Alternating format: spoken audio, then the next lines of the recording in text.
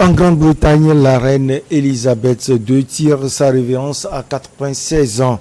Et puis en Algérie, plus de 800 migrants refoulés au Niger. Nous allons également parler de la République démocratique du Congo, scène chaotique à Kinshasa suite à une pénurie d'essence.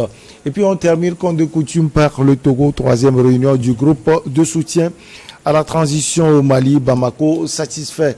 Nos invités sont en place. Firmin Teko Agbo, chroniqueur politique. Il est également le directeur du Centre de recherche et de géopolitique internationale qui porte son nom, Firmin Teko Agbo.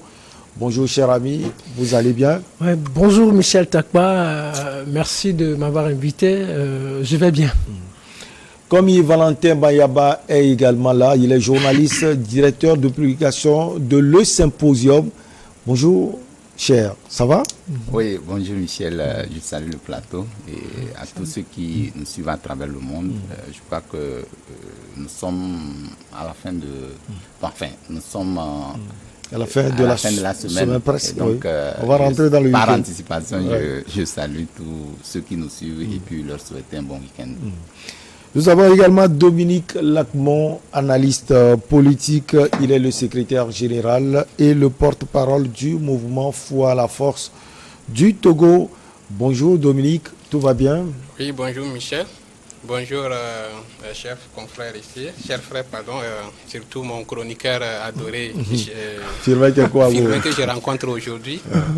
Je suis très content de lui retrouver, et également mon frère Tagba, donc avec plaisir que je suis ici. Allez, on va parler du décès de la reine Elisabeth II à 96 ans, soit 10 ans de règne. Elle a vraiment impacté l'histoire non seulement de la Grande-Bretagne, mais également l'histoire de tout le monde politique. Firmin Teko Agbo, on commence par vous. Qui était Elisabeth II? Non, Elisabeth II, c'était la petite fille ou la fille du roi George VI qui a succédé à son père. Ce qui était un peu bizarre, c'est que le jour où son père l'envoyait en voyage, elle devait remplacer son père en Afrique lors de certaines cérémonies, et le père l'a amené jusqu'à l'aéroport et le père lui disait au revoir alors que c'était un adieu. Donc de son voyage, c'était au Kenya. Ouais. Elle avait appris, on lui annonçait la mort de son père, et puis elle est revenue reine. Et puis elle a pris la couronne et elle l'a gardée jusqu'à sa mort, à 70 ans. Il était arrivé des moments où elle pouvait facilement abdiquer, mais elle n'a jamais abdiqué. Elle a tenu jusqu'à la fin, surtout au temps chaud de Diane, de la princesse Diana, avec qui elle ne s'entendait pas trop parce que c'était les conditions dans lesquelles elle avait épousé son fils, c'était pas trop ça. Mais ce qu'on peut encore garder d'elle, c'était une femme de caractère, je dis une femme de pouvoir, une femme qui était née pour être reine, 70 ans de reine. Je pense qu'elle était faite pour ça. Donc on ne peut que le souhaiter, en attendant que mes autres confrères ne prennent la parole, on ne peut que le souhaiter bon repos éternel. Bon repos éternel, que Dieu l'accorde dans ses faveurs célestes. Alors, comme Valentin Bayaba, les hommages pleuvent de partout. C'est une dame aussi accrochée à l'Afrique. On parle de 21 voyages à travers toute l'Afrique. Vous savez, Elisabeth II, quand nous, on est nés, on a entendu parler. C'est une dame hors pair. Hein. Je ne sais pas, comme l'a repris ou l'a dit le confrère. Je crois que, oui, le confrère. Je crois qu'elle était née pour régner. Il faut l'illustrer comme ça. Elle était née pour régner. Pour régner, pourquoi? Parce que au temps où elle était, je crois qu'elle ne s'intéresse pas. Parce qu'elle avait une particularité.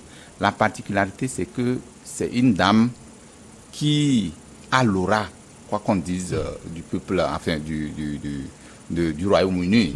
Et aujourd'hui, vous allez voir, sur des questions politiques, les gens pensaient qu'elle allait peut-être prendre des positions pour qu'elle soit rangée. Elle n'a jamais pris Elle n'a jamais pris position. Même les gens l'attendaient de près par rapport au problème de Brexit. Elle ne s'est jamais prononcée dessus. Récemment, la guerre russo-ukrainienne, vous n'avez jamais entendu parler.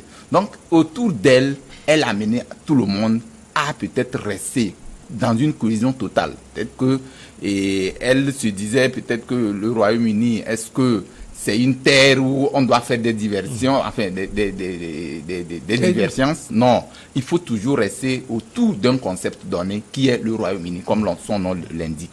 Donc moi je dis aujourd'hui que Elisabeth II est partie, vous avez vu combien, toute une horde de présidents des pays qui ont rendu hommage à cette dame. C'est presque tout le monde entier. Presque tout le monde entier. Et Biden en a parlé, même Justin Trudeau. Voilà, et puis Macron aussi en a parlé. Le président Macron. Et le président russe, Poutine aussi en a fait une déclaration. Tout ça là, c'est pour dire que tout le monde, quoi qu'on dise aujourd'hui, elle fait l'unanimité. Voilà, tout le monde se retrouve en elle. Et donc, je crois que nous allons toujours rester autour d'elle, malgré qu'elle ne soit pas là, saluer sa mémoire pour que tout ce qu'elle a pu placer aux côtés du peuple du Royaume-Uni soit toujours consolidé. Parce que ce qui est important dans la plupart des gestions des nations, c'est après personne. C'est-à-dire que quand vous vivez... C'est l'héritage laissé. Justement, l'héritage laissé. Votre règne, après votre règne, quel sera la poursuite de ce qui a été laissé. Donc moi je pense que c'est difficile de retrouver toutes les cartouches, mais aussi on peut avoir certains acquis qu'elle aurait laissés au Royaume-Uni. Mais aujourd'hui, il faut se dire que par rapport aux hommages rendus, c'est une grande dame qui est partie et nous allons toujours rester soudés, comme je l'ai dit, pour que tout ce qu'elle a pu faire soit consolidé, et que tout ce qu'elle a aussi pu faire l'accompagne, les œuvres qu'elle a pu réaliser l'accompagne dans l'au-delà. Alors, quel souvenir vous gardez, Dominique Lacmon, de la reine Elisabeth II? Merci. Comme l'a déjà dit mes frères, d'abord c'est une grâce, son 10 ans de règne, et rendre l'âme à 96 ans, c'est pas donné à tout le monde. On dirait qu'elle était prédisposée à être reine. C'est une dame qui pour nous constitue une référence par rapport à ses œuvres qu'elle a menées aux côtés des Africains. Selon l'histoire, après qu'elle a été reine, elle s'est combattue aux côtés des Africains, même si elle ne se gère pas dans la politique britannique, quand même sa position par rapport à l'apartheid qui sévissait en Afrique du Sud et au Zimbabwe, quand même, ces manifestations démontraient que elle était quand même du côté des Africains. Ouais. Et ça a permis que la Grande-Bretagne a permis vraiment la décolonisation de ces colonies. Et vous voyez que les colonies britanniques sont vraiment indépendantes, très indépendantes, parce que ce n'est pas le cas chez les francophones. Donc, je pense que elle a quand même permis que les colonies africaines, britanniques africaines arrivent à ce stade. C'est vraiment une bonne chose à mettre à son actif. Aujourd'hui, elle part, mais l'inquiétude, c'est comment, quelle sera l'arrivée du nouveau. Je pense que c'est son fils. Oui, c'est le fils. Voir quelle politique lui aussi va mener en faveur des Africains. Vous n'êtes pas sans savoir aussi que c'est la reine Elisabeth II qui préside le programme Commonwealth, qui a permis quand même à son arrivée, c'était une minorité des pays qui regroupaient ce programme. Elle a fait cette bataille. Voilà, ça s'est étendu à d'autres pays qui ont des liens fraternels avec le Royaume-Uni. C'est une bonne chose qu'on doit mettre à son actif, et sa disparition aussi constitue une perte pour nous Africains. Comme l'a dit Dominique tout à l'heure, la reine Elisabeth II a joué un grand rôle. On se souvient, les images nous avaient montré cela. Nous, on n'était pas encore nés, Firmin Teko Agbo. Cette visite à Accra au Ghana pour rencontrer l'ancien président Kwame Nkrumah qui était accroché, on se souvient, au bloc soviétique. Elle a su le convaincre de retrouver la grande famille du Commonwealth, comme l'a dit tout à l'heure Dominique Lacmon. Ouais, comme Dominique l'a dit tout à l'heure, je pense que la dame, elle était née pour être reine. C'est-à-dire, quand vous parlez de Kwame Nkrumah, c'était dans les années 60. Or, elle est devenue reine à 26 ans. Et la photo que j'ai vue aujourd'hui, c'était une photo de 1961. Ça veut dire, elle n'avait même pas encore 30 ans quand elle rencontrait Kwame Nkrumah. Donc, je me demande comment elle était née. Elle avait une certaine facilité. Elle venait à peine de commencer. Elle avait une facilité dans les négociations. Moi, je ne peux pas dire que c'est son père qui le lui avait appris parce que à l'époque, il n'y avait pas encore ce temps. Elle allait à l'école, elle allait à ses formations.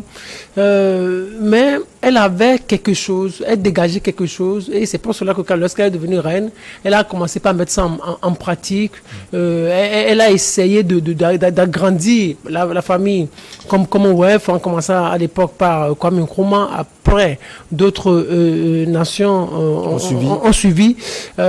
C'était quelque chose de formidable pour le Royaume-Uni. Les gens ont l'habitude de dire que la reine, en tout cas selon les institutions du Royaume-Uni, elle n'avait pas trop de pouvoir. Moi, je m'inscris totalement en faux.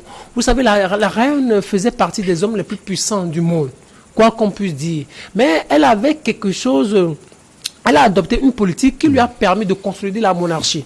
C'est-à-dire, elle n'a jamais accordé d'interview. Vous ne voyez jamais la dame exprimer une opposition par rapport à un projet, à un projet ou à un souci.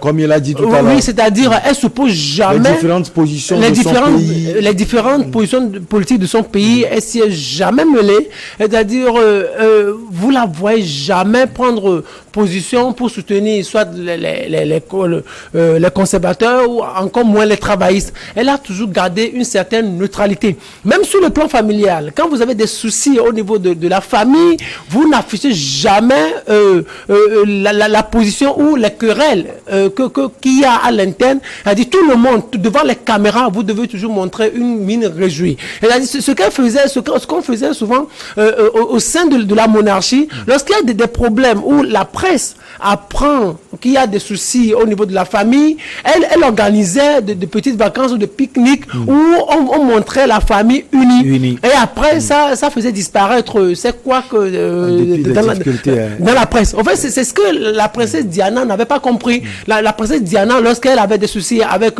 le prince Charles, donc elle envoyait ça dans la presse et puis le lendemain, on découvrait ça dans la presse. Et c'est ce que la dame n'a jamais aimé. C'est pour cela que même quand Diana est morte, elle a passé assez de jours avant de s'exprimer. C'est bon, ce silence, on le lui a toujours reproché jusqu'à sa mort. Elle a gardé.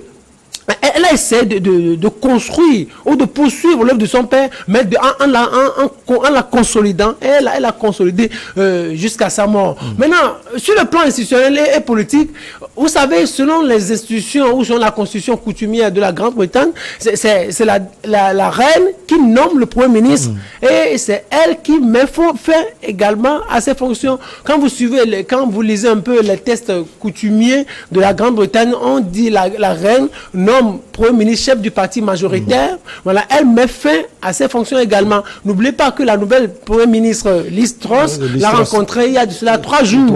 Voilà, où c'était la dernière image. C'était la dernière image officielle qu'on garde d'elle.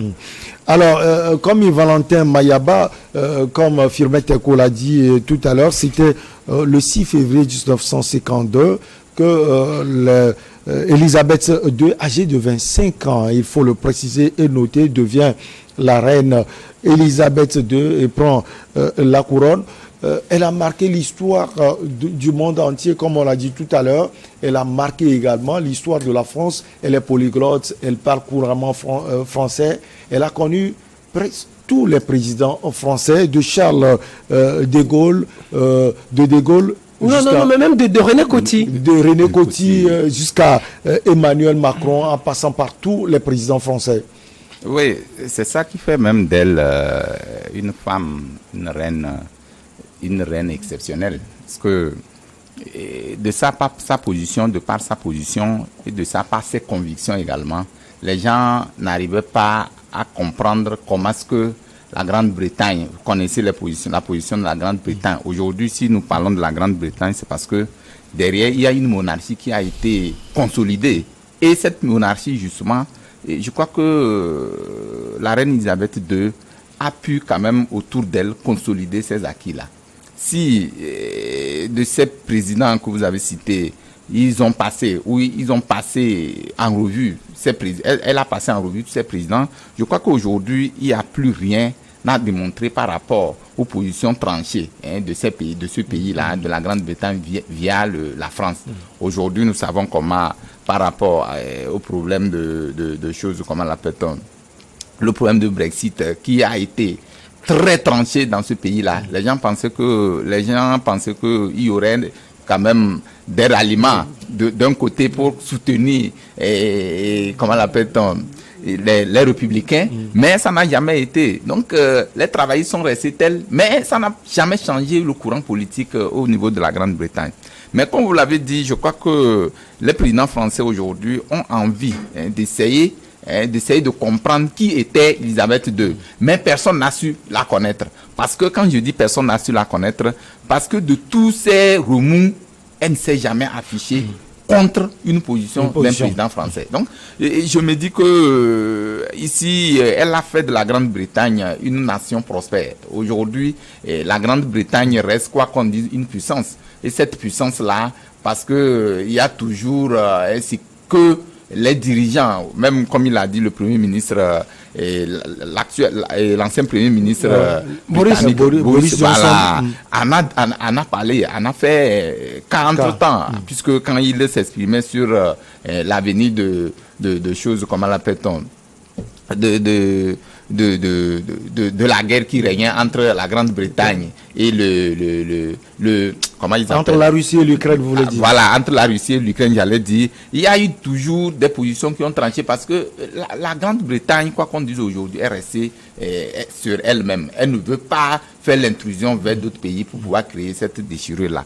Mais vous savez que c'est un deuil national, enfin un deuil mondial. Mondial même. Puisque quand vous prenez, on dit que tous les pays de Commonwealth sont en deuil. Bon, je me dis que le Togo est en deuil aussi. En deuil. Mais d'autres pays ont décrété même 2 jours de deuil. Même vous avez vu ailleurs, les drapeaux sont en berne et tout. Je crois que aux États-Unis, parce que c'était des cousins.